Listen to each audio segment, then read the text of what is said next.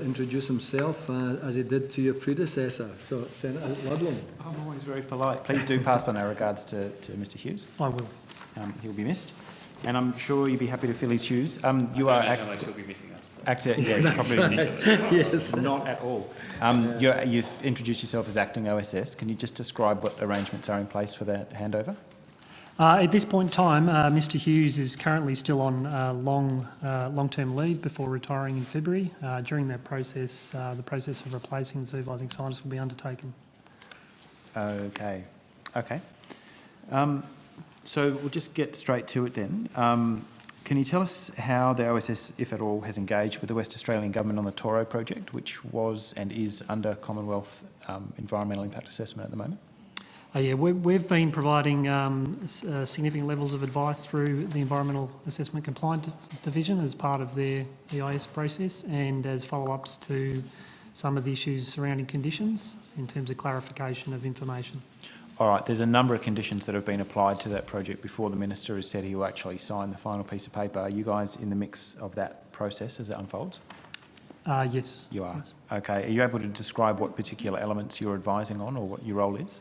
Most of the information we've been providing advice on has been around tailings management and in terms of freeboard arrangements around the tailings dam. Okay. It's my understanding that the company, I mean, it's quite different circumstances to what you're used to dealing with in the Alligator Rivers region, a different climate, different geology, different final tailings disposal concepts and so on. What are you able to tell us about the degree of confidence, noting that the Minister did hold up, I think on 2 occasions, his approval before it was finally conditionally granted? What are your views on the likely stability of the tailings facility at the Wiluna mine, given that it's meant to be parked across a dry water course in a seasonal lake bed? In terms of our advice, we've been purely advising them on radiological conditions and in terms of some of the suggestions around capping. That's been the extent of our advice, as well as some information around best practice in terms of freeboards for tailings dams. Which is what exactly? We've been providing advice around setting of, I guess, the amount of space that's allocated above the maximum operating level of a tailings dam in terms of the amount of freeboard for storm events. Is this just a temporary structure, or are you talking about the final disposal of the material back into the pit voids? Because the intention is not to leave a tailings structure on the surface, is my understanding. Keith Taylor, Office of the Supervising Scientist. My understanding of the plan, and I have to say I haven't dealt with it for just a little while, but was that the tailings were going to be placed into the mined out pit void, so that there wouldn't be, so there is only that as the tailings repository. Yeah, that's my understanding as well. So it's not anticipated, I would have thought, at the end of the mine life that you would have structures that are above the existing ground level, or is that not a correct interpretation? You're asking questions that go beyond the questions that have been asked to the Supervising Scientist Division by the Environment Assessment and Compliance Division. We'd be more than happy to take these detailed questions about the conditions and the final form of the project in section 5.2, or if I might turn around and see whether the relevant officers have arrived in anticipation of section 5.2 yet, perhaps they could come up to the table. If you like, the conversation was going fine as far as I was concerned, but if there's other expertise in the room, I'm happy for you to bring them up. That's fine. No, they're not here yet, sorry. No, it's all right. We'll just continue as we were. Is it your understanding that the company proposes to leave the tailing structures as they're sort of progressively backfilled, I guess, as the company moves through the deposit, as not being lined at the base of the structure?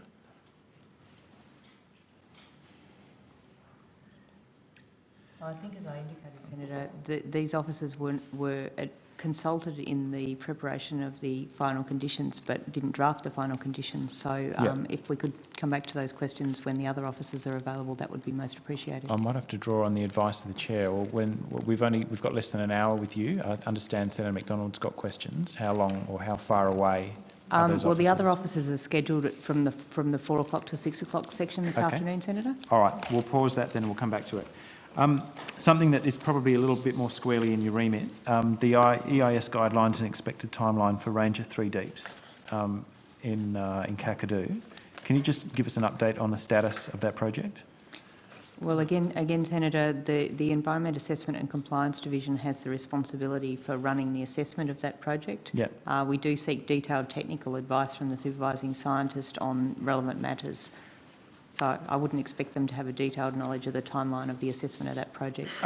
Mr. Ripps, even a general appreciation of the timeline would be useful, and Mr. Hughes was always able to just provide us with the information up. And I'm not asking questions outside the remit of the OSS, but these officers are intimately involved in the project. I think some general answers would be fine. Certainly, we'll get the general answers, but I'm just drawing to your attention that Mr Hughes often elegantly said what I just said. I guess. Probably more elegantly. Go ahead, Mr. McAllister. I'd certainly would back up Dr Dripps on that. We're involved in the drafting of the OAS guidelines, but I'm not aware of the actual dates for public display of those guidelines at this point. This might have to, okay, thanks. This might have to come in on notice, or again, you might shunt me off to the other officers a bit later in the day, but I'm interested in your understanding of the actual scope of the project itself in terms of what tonnage the company is expecting to bring back to the surface. How many millions of tonnes of ore is the size of the project as you understand it? Keith might be able to back me up here. The last advice we were given was that the tonnage of ore would be limited to 500 million tonnes of ore. 5 million. Yep. 5 million, sorry. Yep. 5 million tonnes If of ore. it's 500, then we're having a whole different conversation. 5 million, thanks. 5 million tonnes of ore. As far as your office is concerned, what are the implications of the planned R3D project for closure and rehabilitation planning at Ranger? From what we've been provided, it has no significant implications.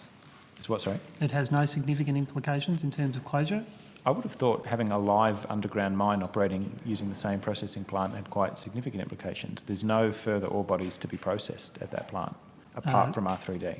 The proposal as it stands still fits in the same timeline for closure, so Ranger's milling operations need to cease by 2021. What the ore that they're extracting out of the decline is replacing is ore that they would have processed out of existing lower grade ore stockpiles. So the impact is minimal in terms of tailings volumes and of rock. Okay, so that's useful. As far as the OSS is concerned, the R3D project could go ahead and the company could still meet its licensed closure and rehab obligations without pushing for an extension to the lease. That is what they are proposing, yes. All right, thanks, that's useful. Can you just advise us on measures taken, again, within the remit of your office and not outside of it, to stabilise cracking in the pit wall at Ranger? What's the current status of the instability that the company had identified? The issue around cracking of the pit wall was identified towards the end of 2012. ERA have fairly significant radar instrumentation on the pit to determine the safety around the pit. That radar technology picked up some acceleration in some movement in the pit, and that indicates to the geotechnical engineers, from my understanding, that there is a potential for shifting of that side of the pit, and the side we're talking about is the northeastern or eastern side of the pit. When they identified that, they put in place some contingencies around ensuring that that area was not at any point inundated, which may exacerbate the problem. Subsequently, following that, they constructed a levee bund outside the current access road to ensure that at periods of high flow, Magilla would not cover the area over which the cracking was occurring. Subsequently, following that, the acceleration ceased, and there's been no further significant movement, to the point that we actually had quite a significant earthquake, about 7.2 in the band to sea that was felt both in Jebra and Darwin, and they noticed no significant movement at that point in time. We now have the situation that the pit is substantially backfilled as part of the closeout, and that's essentially ensured that the pit remains buttressed at that point, and they don't expect any further movement. Okay, and ultimately the pit would be backfilled to above the height of the instability, and there would be no possibility of a collapse or any movement? Yes, that's correct. Okay. How far away do you think they are from being able to completely eliminate it as a risk? I believe that they've eliminated the risk at this point They in have, time. okay. Yep.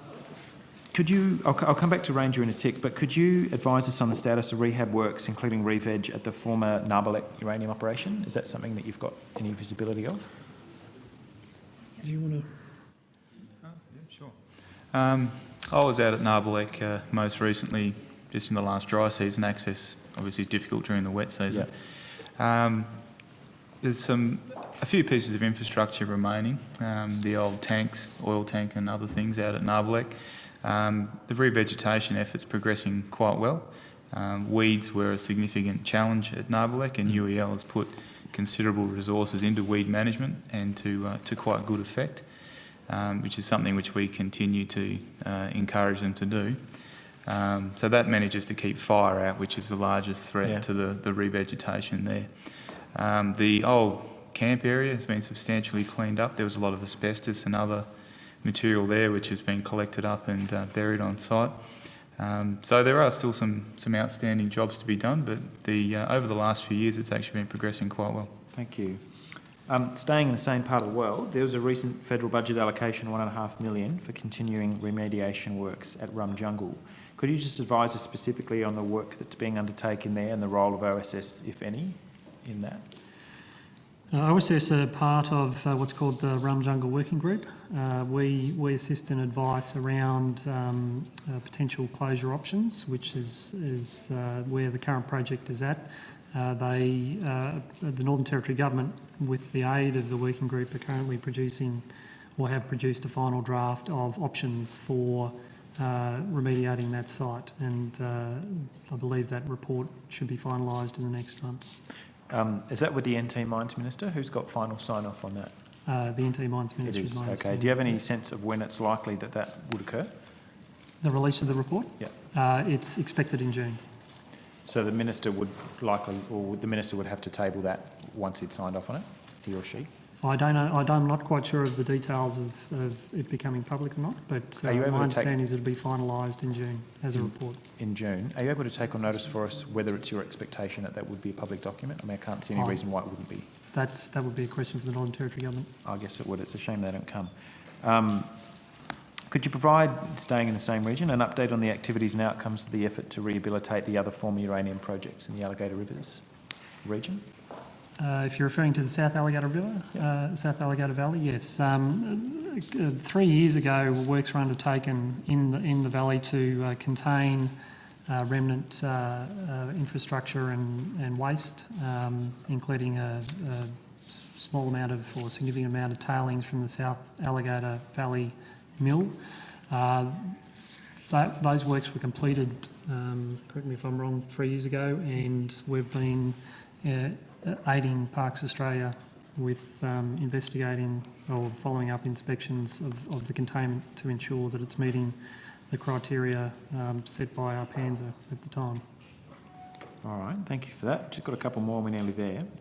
Queensland, has the OSS formed or provided any agency response to the March 2013 report of the Queensland Uranium Mining Implementation Committee? We haven't provided a response, no. Nothing to that, thank you. The Queensland report does recommend that the Queensland Government seeks to engage the OSS as a specialist advisor. We've recommended effectively the same for WA, and it sounds as though you're performing that role at Wiluna, to the proposed State Uranium Mining Oversight Committee. So has this been formally or informally raised with the OSS? No, it hasn't. Has not? No. Okay, that's interesting. So I guess anything else, capacity, resourcing issues, the rest of it is hypothetical, I guess. Have you got a view on whether that would be a good use of the agency's time? I don't have a view necessarily, no. Probably not allowed to answer that. It was a bit cheeky of me to put it to you. Okay, but you have not been formally or informally approached by the Government of Queensland to take part in that process? No, not by the Government of Queensland. All right, thanks. Last couple for me. So it's approaching the 10-year anniversary of the Senate report into the adequacy of federal regulation of uranium mining that I think Democrat Senator Lynn Allison chaired. Are you familiar with that report? No. 2003, I don't know what the committee would have been called at that stage. It might have been Akita. Yeah, I'm aware of that report. Okay. So the report was actually highly critical of the regulatory regime at Ranger, which described it as complex and inadequate. Could you provide detail on how OSS has addressed the recommendations of that inquiry as they had bearing specifically on the ranger operation? We'd appreciate the opportunity to take that question on notice, Senator. I do recall extensive conversations with Mr Hughes about this, and I think previous evidence on this that we'd like to be able to refer to Yep. to ensure that we're not contradicting ourselves. That would be good. If you're going to take it on notice, I might be a bit more specific in my questions relating to it because, as I say, it is approaching 10 years. It would be fantastic to get a review and some sort of response from the OSS or the department, if that seemed to be appropriate. So specifically, if you're going to take these on notice, are there any recommendations pertinent to the operations of the OSS or Ranger that have not been advanced or responded to by the government? I might be directing this somewhat to the Minister My as well. understanding is that there are not, but that it is a very complicated story to point out the events that were occurring at the same time through which those recommendations were fully addressed. But that is a recollection, Senator, and we'd prefer to take the question on notice. Okay, and if there could be some kind of formal response, whether it be from the Department, OSS or the government as a whole, I think that would be greatly appreciated. All right, I think I'll leave it there.